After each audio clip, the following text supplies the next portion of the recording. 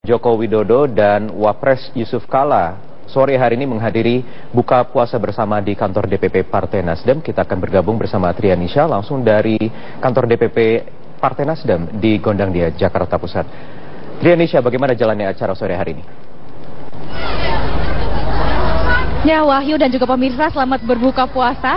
Azan maghrib yang baru saja berkumandang ini langsung disambut dengan penuh sukacita oleh ada sekitar 700 anak yatim yang ikut atau hadir di acara buka bersama keluarga besar Partai Nasdem yang digelar di DPP Partai Nasdem di Gondangdia, Jakarta Pusat. Di acara ini selain dihadiri ada 700 anak yatim dari berbagai yayasan yang ada di kawasan DKI Jakarta. Di sini juga tadi turut hadir Presiden Joko Widodo dan juga Wakil Presiden Yusuf Kala. Tadi pertama-tama ini Wakil Presiden Yusuf Kala datang lebih dulu sekitar pukul 17.30 waktu Indonesia Barat dan langsung disambut dengan hangat oleh Ketua Umum Partai Nasdem Surya Paloh. Ya, tadi Yusuf Kala ini langsung mengambil tempat di depan panggung dan kemudian segera ditemani oleh Ketua Umum Partai Nasdem Surya Paloh. Dan tidak berapa lama kemudian sekitar pukul 17.38 waktu Indonesia Barat, Presiden Indonesia Joko Widodo juga hadir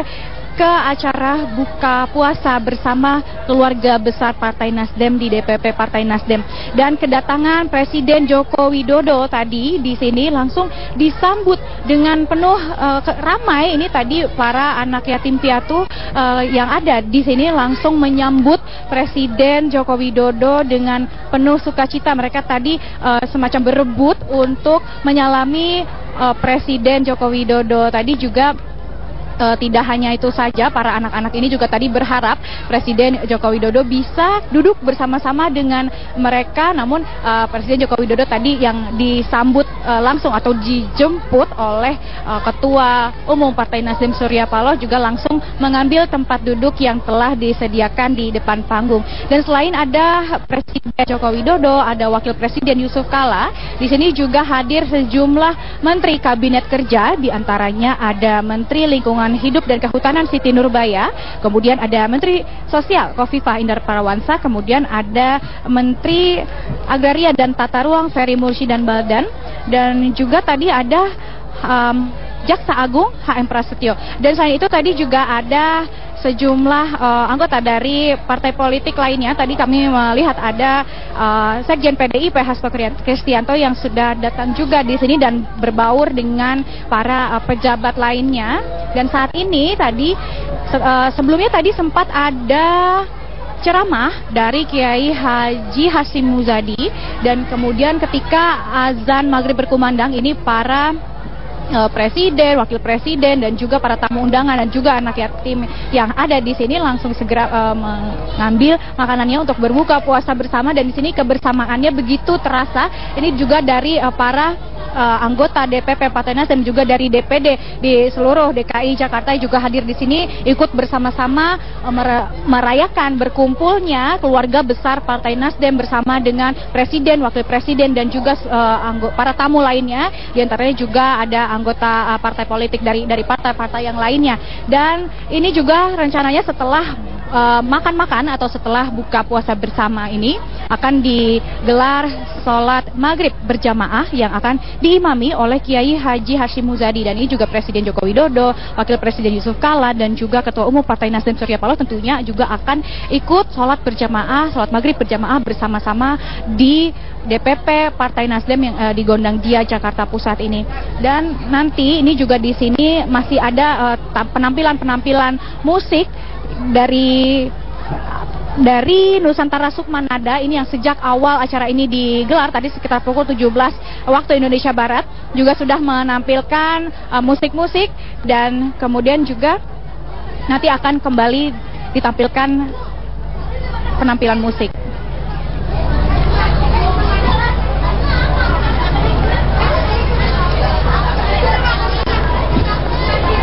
Ya, dan saat ini juga para anak yatim piatu ini dan juga para tamu undangan ini masih menikmati makanan berbuka puasa yang disajikan di DPP Partai Nasdem di Gondangdia, Jakarta Pusat. Dan ini juga anak-anak atau para tamu undangan yang ada di sini sudah bersiap-siap, yang sudah selesai makan ini sudah bersiap-siap untuk sholat berjamaah, untuk sholat maghrib berjamaah. Namun ini tampak para anak-anak ini sedang melakukan sholat sunnah terlebih dahulu sebelum melaksanakan sholat maghrib berjamaah.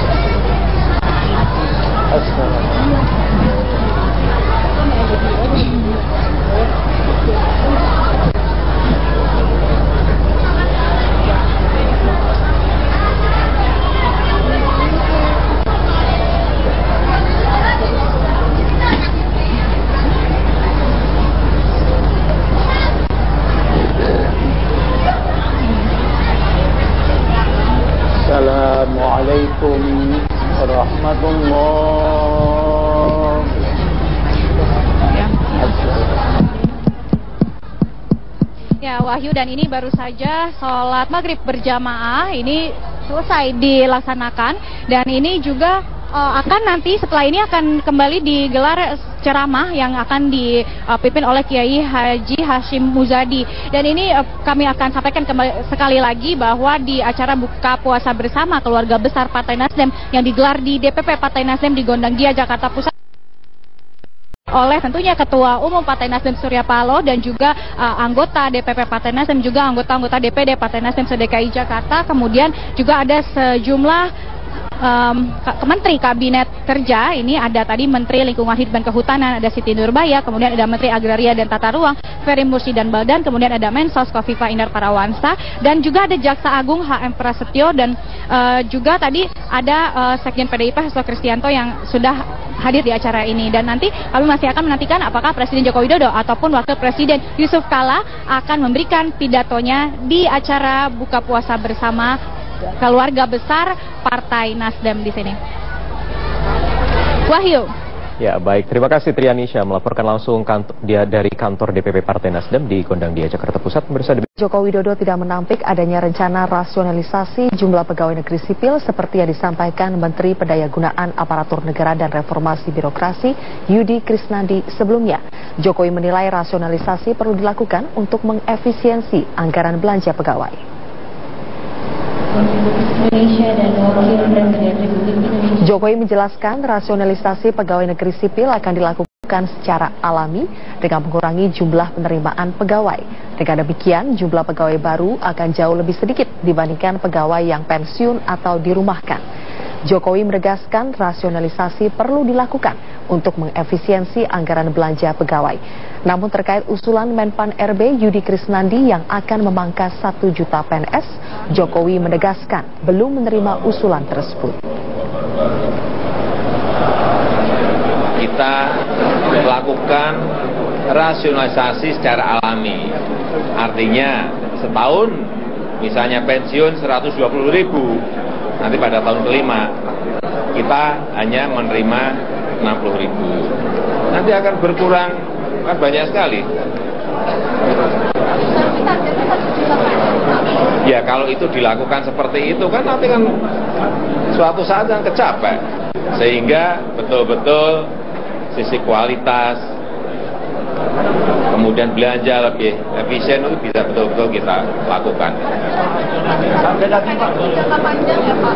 Bukan ya nggak mungkin setahun diselesaikan, kamu harus ngerti. Tapi memang itu rencana dan konsep dari Menpan memang belum saya terima. Tetapi kira-kira arahnya seperti itu. Silang terjadi di Kabinet Kerja Joko Widodo. Menpan RB Yudi Krisnandi menilai dalam upaya membenahi aturan sipil aparatur sipil negara dibutuhkan rasionalisasi berupa pemangkasan 1 juta PNS hingga tahun 2019 mendatang. Sementara itu Seskap Pramono Anung justru membantah rencana pemangkasan PNS yang akan dilakukan oleh pemerintah. Jemaah Jawa Barat, ini pada Kebijakan rasionalisasi pegawai negeri sipil kini terus digodok Kementerian Pendayagunaan Aparatur Negara dan Reformasi Birokrasi. Sejumlah skema pengurangan aparatur sipil negara tengah diajukan ke Presiden Joko Widodo. Jumlah PNS Indonesia yang mencapai 4,5 juta dinilai tidak efektif dalam persaingan dan efisiensi pelayanan publik yang berkualitas. Selain itu, belanja pegawai yang terus membengkak juga akan membebani APBN setiap tahunnya. Karena itu, Menteri Pan-RB Yudi Krisnandi akan merumahkan sekitar 1 juta PNS yang tidak mampu bersaing dan memiliki kinerja yang buruk hingga tahun 2019 mendatang.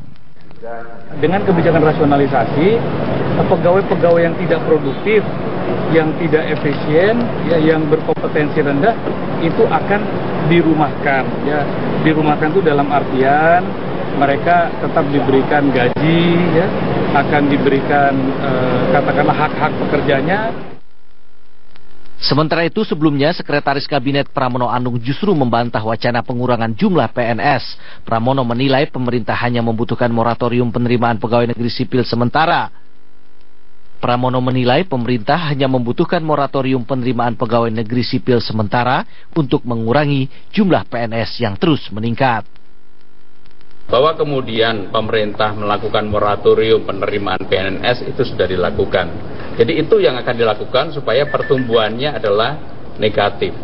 Kalau pertumbuhan negatif, maka dengan demikian tidak perlu PNS itu dirumahkan dan sebagainya. Rencana pembenahan jumlah aparatur negara yang sudah over kapasitas ini akan dibagi dalam 4 skema penilaian.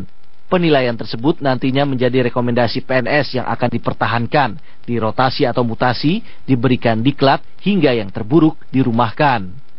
Bila rencana merumahkan 1 juta PNS terrealisasi, hal tersebut dapat mendongkrak rasio pelayanan publik PNS. Saat ini dengan jumlah sekitar 4,5 juta PNS, rasio pelayanan publik hanya 1,9, atau hampir 2 PNS untuk melayani 100 penduduk.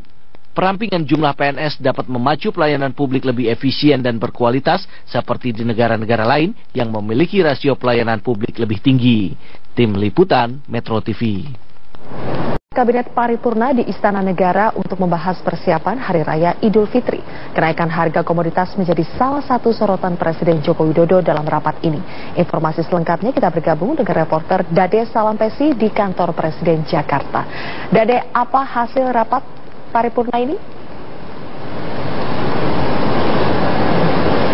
Dalam rapat Kabinet Paripurna yang dihadiri oleh hampir seluruh menteri dan juga pimpinan lembaga non-pemerintah, rapat tersebut baru dimulai pada pukul 2:30 sore waktu Indonesia Barat yang lalu. Namun Presiden Joko Widodo dalam pembuka rapat tadi mengungkapkan bahwa untuk rapat kali ini ada 2 fokus utama pembahasan. Yang pertama terkait dengan perkembangan pembahasan APBNP 2016 dan juga laporan persiapan Hari Raya Idul Fitri 1437 Hijriah. Dalam pembukanya juga Presiden menekankan bahwa tidaknya ada 3 kementerian yang bertanggung jawab atas harga bahan pokok jelang Hari Raya Idul Fitri, yaitu Kementerian Perdagangan, Kementerian Pertanian, dan juga Kementerian BUMN. Sehingga secara tidak langsung 3 kementerian berikut itulah yang bertanggung jawab untuk mengawal harga bahan pokok terutama jelang Hari Raya Idul Fitri. Terlebih karena sekarang sudah memasuki bulan puasa. Lebih jauh Presiden juga menyinggung bahwa saat ini Indonesia bergantung kepada 2 hal, yaitu belanja pemerintah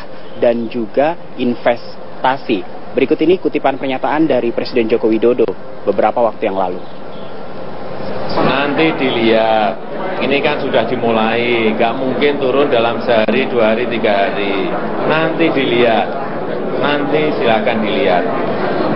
Jadi kalau sudah harganya pada posisi yang kita inginkan, saya akan ke pasar.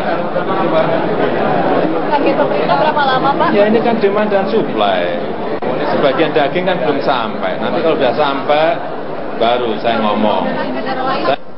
Terkait dengan belanja pemerintah, Presiden juga tadi sempat kembali menyindir menteri-menterinya yang menyebutkan bahwa sampai saat ini masih banyak kementerian yang lambat dalam melakukan belanja anggaran atau belanja modal. Hanya 1 atau 2 kementerian saja yang cepat melakukan belanja anggaran, sehingga ini juga berpengaruh terhadap harga-harga. Dan untuk 2016 ini Presiden juga menargetkan agar inflasi bisa ada di angka atau di bawah 4%. Pada minggu ketiga Mei lalu, Presiden sempat mengungkapkan bahwa opsi impor daging sapi memang sudah dipilih oleh pemerintah dan daging-daging sapi, terutama dari Australia, akan hadir di minggu pertama bulan puasa, yaitu saat-saat ini.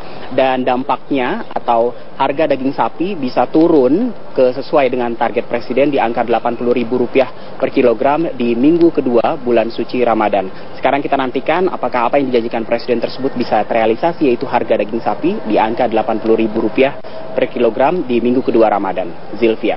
Baik, dari Salam Pesi melaporkan langsung, terima kasih. Pemirsa Metro Story masih